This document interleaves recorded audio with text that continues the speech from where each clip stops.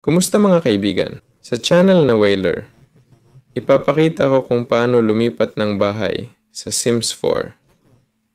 Para dito, pindutin ang Escape, piliin ang World Management, i-save at pumunta sa World Management, pumili ng mundo, bagong bahay na gusto mo, at pindutin ang Manage.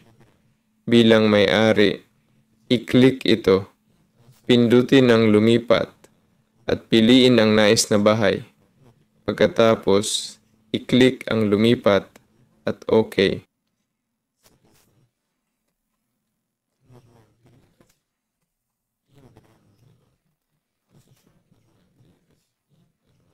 Ito ang natitirang pera natin matapos bilhin ng lote. Yan lang. Ako si Velor. Paalam sa inyong lahat.